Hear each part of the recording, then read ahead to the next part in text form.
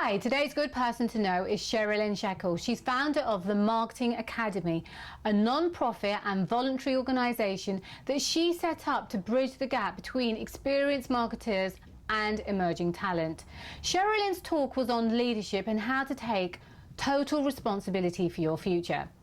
She empowered me into thinking that I was a leader simply in this talk, because she said that anyone's a leader if they are in a position to influence others.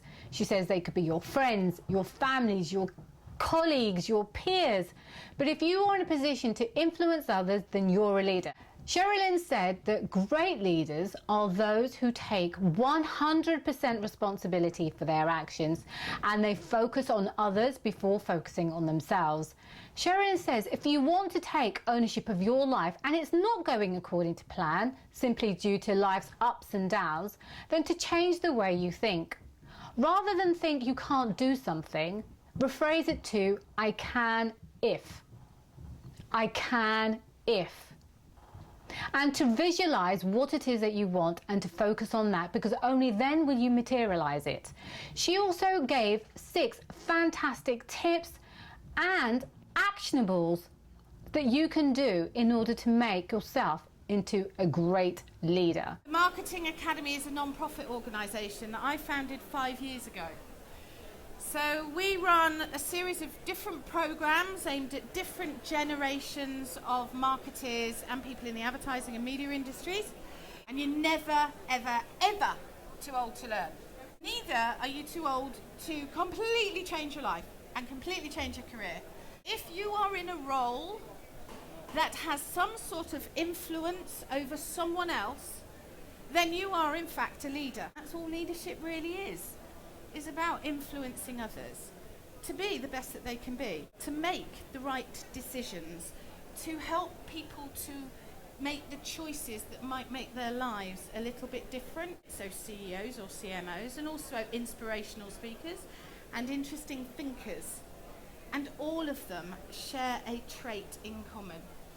And that is that they focus on other people before they focus on themselves.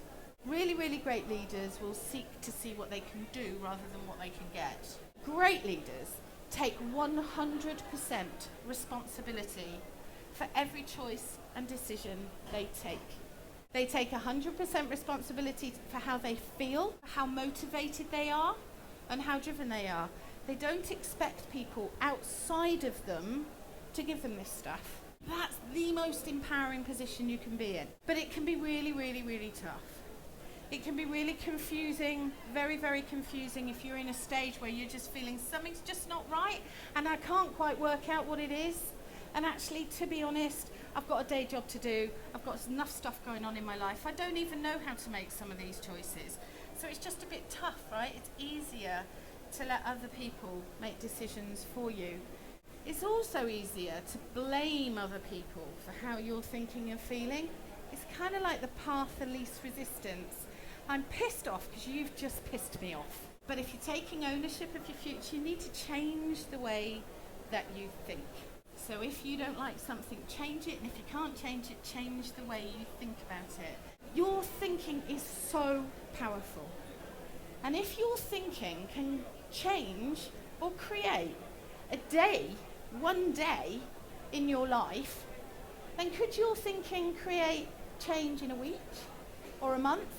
Can the way in which you think about it, given that you have 100% responsibility for how you choose to think, could your thinking change your life? Is your thinking having a positive impact on your life or a negative impact in your life? Those voices in your head that say I can do something or I can't do something, they're owned by you. That's the choices that you're making. If you think you can, then you're right. If you think you can't, then you're absolutely right. Adam Morgan, who wrote Eating the Big Fish, he's a fabulous supporter of the Marketing Academy. He's just written a book called The Beautiful Constraint. And he gives a tip that if you ever are in a position where you say, I can't do something, just reframe the question in your own mind. I can't do something. Reframe it to, I can if. There will always be a way. There will always be a barrier you will either choose to put up or choose to take down. But it's your voice in your head that's controlling what that barrier is. Visualize a moment in time where everything in your life is aligned and everything is great. And think about what would be in place in that moment of time in your life where you think everything is perfect. Visualize the best 6 months in your life. Write it down. Because those things that we really focus on, our conscious minds focus on, those are the things that our unconscious mind is seeking to find. And actually visualizing what you want your life to look like and writing it down will help your subconscious brain to start recognizing the triggers that might get you there. If you're feeling dissatisfied, a sense that not everything is right in your world when it comes to managing your career and your future, just think about being the best you can be right now. You never, ever, ever, ever stop learning. And here's some tips. Getting yourself some mentors is a fundamental way to accelerate your learning. Try and bite 30 minutes a day that is just 100% you time. Try writing down your goals every day. How often is it that you get to the end of the day and think, oh my God, I've achieved jack shit today. Horrible day. I haven't achieved anything. It's usually because you didn't actually know going into the day exactly what you were going to try and achieve that day, and having some time to plan just a few goals makes you feel brilliant at the end of the day if you can then just tick them off. We all focus on what goes wrong, we all focus on what we've done badly, we all focus on the weaknesses, and we very rarely do we celebrate what we're really, really good at. But if you start thinking in that way, you'll start to celebrate a lot more often because you'll start to see the things that you're really, really good at.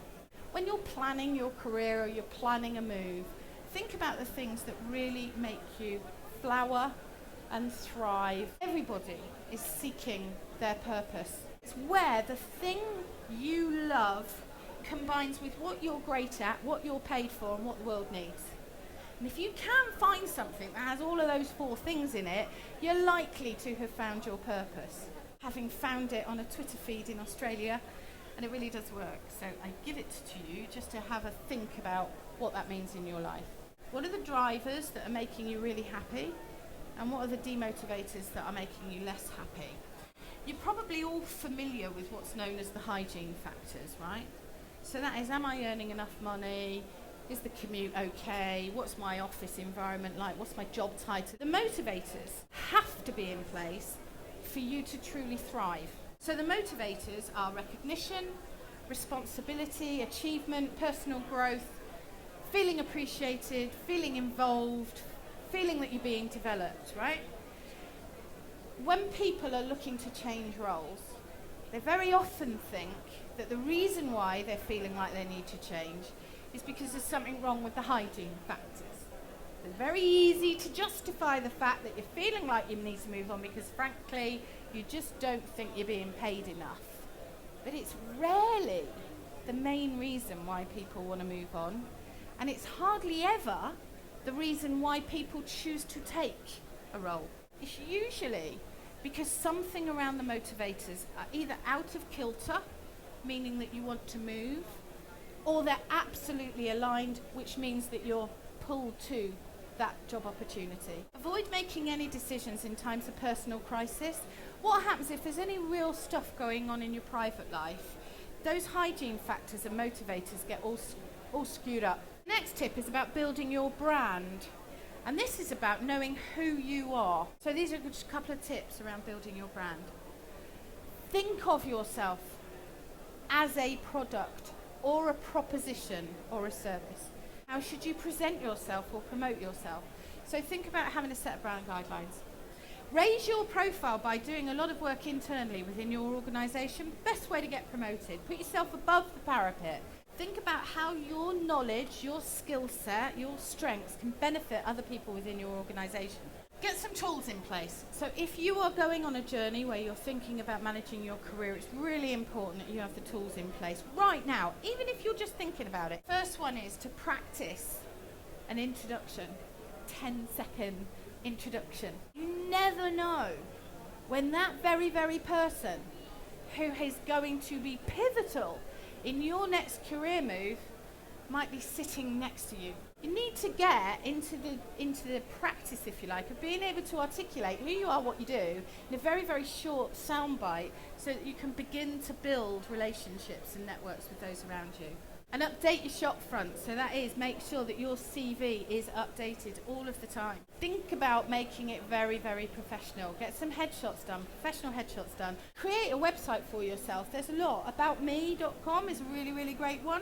It's just a really neat place to hold all of the really interesting stuff that you care about in one place. Create a one-page bio, not a CV, but a one-page bio. This bio can be utilised in many, many different ways. And it doesn't smack of, I'm looking for a job, in the way that a CV does. Really good if you're proactively approaching a mentor. And it will give them the essence of you in a really quick way. The single most important thing is the relationships that you have with the people that are around you. You need to work really powerfully to create relationships that are two-way. At 30 minutes that I said to spend time for yourself, use 10 minutes of them to send some emails to some of the people in your life who mean loads that you hardly ever get to talk to. Small little things that you can give to other people mean that there might be a time that that person will give back to you. This is where you focus on what you can give to other people rather than what you can get from people. Great leaders are brilliant at appreciating others in a very small way. They make other people feel special and feel valued and feel appreciated.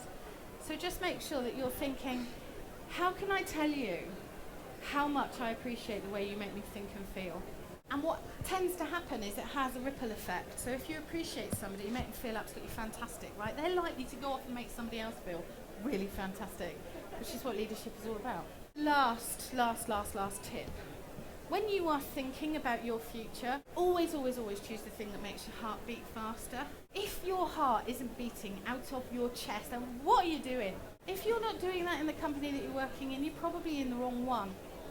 So ask yourself whether what you're doing really, really makes your heart beat faster. And if it doesn't, either change the way that you think about it or do something about it. Last tip. When you are thinking about your career, drop your career ball, it will bounce back. If you drop any other ball in your life, they're made of glass. If you drop your health, if you drop your relationships, if you drop your friendships, once broken, you'll never ever get them back. So just get a bit of context about what you have in your life. The career is the one that bounces. It's the one of the most important because it pays for you to do everything else. But in the greater scheme of life, it's the least important because it's the one you can always sort out. Didn't you just love Sherilyn's talk? I thought she was absolutely fantastic. So much so that I asked if I could give her a hug, and I really did give her a big fat hug because I just wanted to say thank you. She gave incredible advice. I hope you enjoy this video. Please subscribe to see more, and thank you for watching.